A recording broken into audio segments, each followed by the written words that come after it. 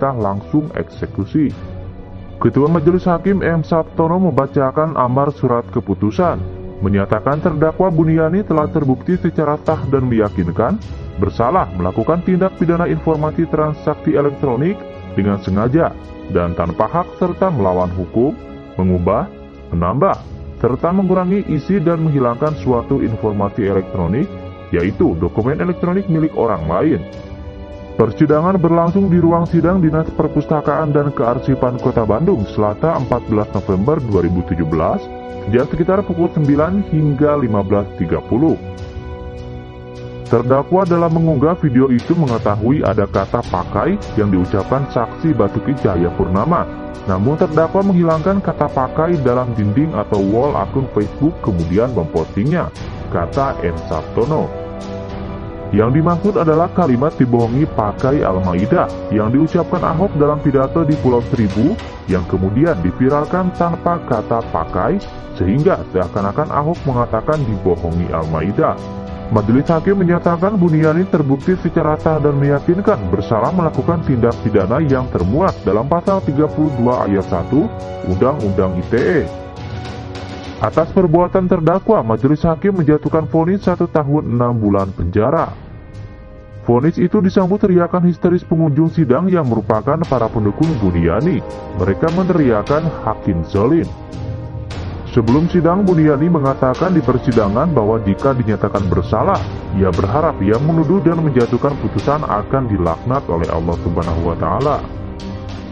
Saya sudah melakukan sumpah muhabalah yang merupakan sumpah tertinggi dalam Islam, bahwa saya tidak pernah memotong video itu, kata Buniani seperti dilaporkan wartawan Bandung Julia Alaska.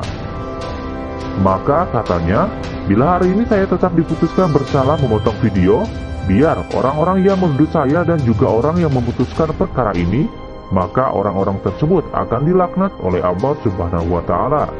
Namun kendati mendapat ancaman, Majelis Hakim menyatakan Buniani terbukti bersalah melakukan tindak pidana terkait Undang-Undang Informasi dan Transaksi Elektronik atau Undang-Undang ITE.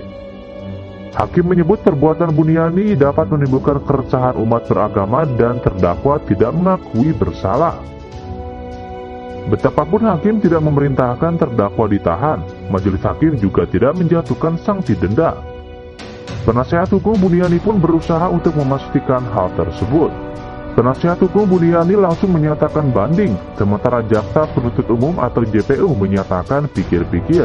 Dengan demikian Buniani tetap hidup bebas karena belum ada kekuatan hukum terhadap hukuman tersebut.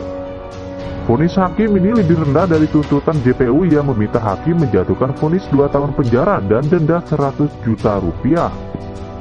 Hakim memerintahkan pula barang bukti berupa telepon genggam milik terdakwa dirampas untuk dimusnahkan agar terdakwa tidak mengulang lagi perbuatannya.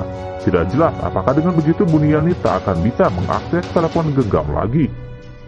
Dalam pertimbangannya, Majelis Hakim menyimpulkan bahwa Buniani mencomot begitu saja bagian pidato dari durasi 1 jam 48 menit 33 detik yang diunggah akun YouTube Pemprov DKI menjadi 30 detik dalam akun Facebooknya.